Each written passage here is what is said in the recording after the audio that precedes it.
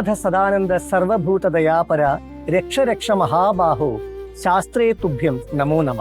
സകല ഭൂതങ്ങൾക്കും നാഥനും എല്ലാവരിലും ദയ ഉള്ളവനും അതിശക്തനുമായ ശാസ്താവെ, എന്നെ രക്ഷിച്ചാലും ഞാൻ അങ്ങയെ നമിക്കുന്നു.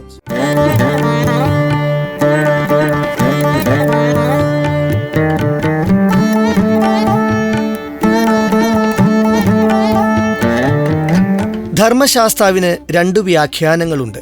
ധർമ്മത്തിന്റെ ആധാരത്തിൽ അനുശാസിക്കുകയും കൽപ്പിക്കുകയും ചെയ്യുക, ധർമ്മമാർഗെ ആന്തരികമായ ശാന്തി പ്രദാനം ചെയ്യുക. 2 ഗുണങ്ങളായ സത്വവും രജസ്സും ഒന്നു ചേർന്നതിൽ നിന്നാണ് ഹരിഹരപുത്രൻ രൂപപ്പെടുന്നത്. ഹരി സത്വഗുണത്തെയും ഹരൻ രജോ ഗുണത്തെയും പ്രതിനിധീകരിക്കുന്നു. മൂർത്തിയുടെ സത്വ സ്വഭാവം സമൂഹത്തെ സംരക്ഷിക്കുകയും മനഃശാന്തിപൂർവം യുഗങ്ങളിലൂടെ അതിജീവിക്കാൻ സഹായിക്കുകയും ചെയ്യുന്നു. സത്വഗുണം നിതാന്തമായ ശാന്തി പ്രദാനം ചെയ്യുന്നു.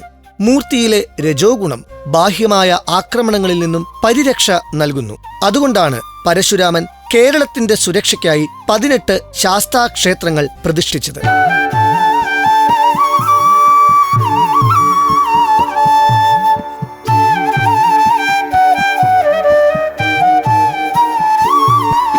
കലിയുഗ കന്മഷങ്ങൾ അകറ്റുവാൻ, ലോക പരിപാലനം ചെയ്യുവാൻ ശൈവ വൈഷ്ണവ ശക്തികളിൽ നിന്ന് ഉത്ഭവിച്ച ദേവ തേജസ്സാണ് ശാസ്ത്ര ചൈതന്യം.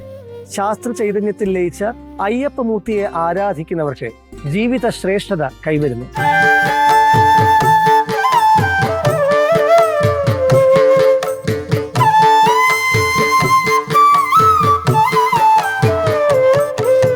അയ്യപ്പൻ എന്ന പേര് വന്നത് അയ്യൻ, അപ്പൻ എന്നീ പേരുകളിൽ നിന്നാണെന്ന് ഒരു ചിന്താഗതിയുണ്ട്.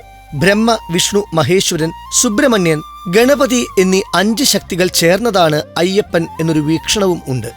ആര്യ എന്ന ശബ്ദം അയ്യൻ എന്നാകുകയും അതോടൊപ്പം അപ്പൻ എന്ന് ചേരുകയും ചെയ്തു.